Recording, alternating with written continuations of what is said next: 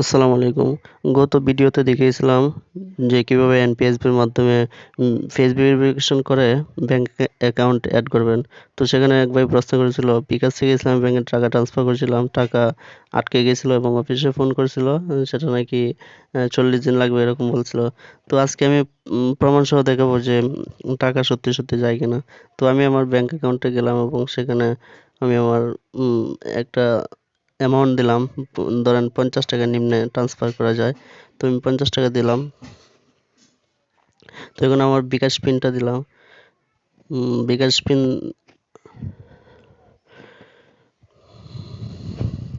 বিকাশ পিনটা দেওয়ার পর আমি এখানে প্রেস করে ধরে রাখলাম এবং একটু ওয়েট করলাম।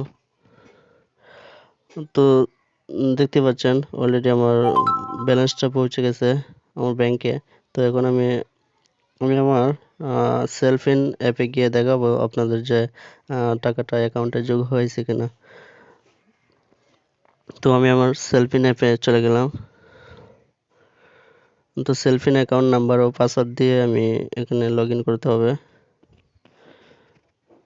তো আমি আমার সেলফিনের অ্যাকাউন্ট নাম্বার ও পাসওয়ার্ড দিয়ে দিলাম।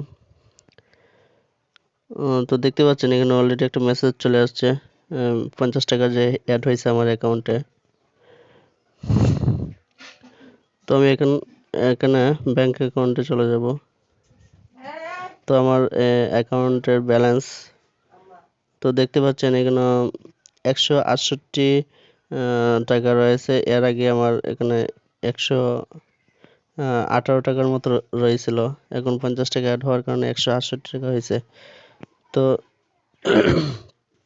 এখন যদি আবারও আমি 50 বা 60 টাকা দিই তাহলে অবশ্যই 200-র উপরে হবে। তাহলে আমি আবারও দেখাচ্ছি, এনপিএসবিতে চলে গেলাম এবং সেখান থেকে আমি আরও একটা অ্যামাউন্ট দিয়ে দেখব যে টাকা অ্যাড হয় কিনা। তো আমি আবার চলে গেলাম এখানে। তো এখানে আমি আমার এখানে ব্যালেন্স রয়েছে মাত্র 69 টাকা। তো এখানে আমি আবার 50 না, আমি 60 টাকা দিয়ে দেব। তো 60 টাকা।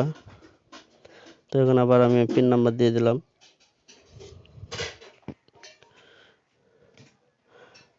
তো আপনি যদি একবার ব্যাংক অ্যাকাউন্ট অ্যাড করে ফেলেন, পরবর্তীতে আর কোনো ঝামেলাই থাকবে না। শুধু একটুই ঝামেলা, সেখানে ফেস ভেরিফিকেশন করে আপনার অ্যাকাউন্টে অ্যাড করতে হয়। তো দেখতে পাচ্ছেন আমি প্রেস করার সাথে সাথে ব্যালেন্সটা অলরেডি ট্রান্সফার হয়ে গেছে।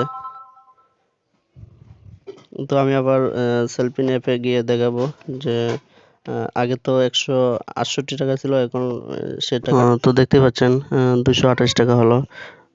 তো যারা আমার ভিডিওটি দেখেছেন তাদেরকে অসংখ্য ধন্যবাদ। আর আমার চ্যানেলে নতুন হয়ে থাকলে অবশ্যই চ্যানেলটি সাবস্ক্রাইব করে দেবেন। আমি প্রতিনিয়তই মোবাইল সার্ভিসিংয়ের ভিডিও আপলোড করে থাকি। আর আপনি যদি এসিও রিলেটেড কোনো তথ্য জানতে চান বা এসিও রিলেটেড কোনো ভিডিও চান অবশ্যই জানাবেন কমেন্টে, যেমন ফেসবুক মার্কেটিং বা ইউটিউব মার্কেটিং বিষয়ে। ধন্যবাদ সবাইকে।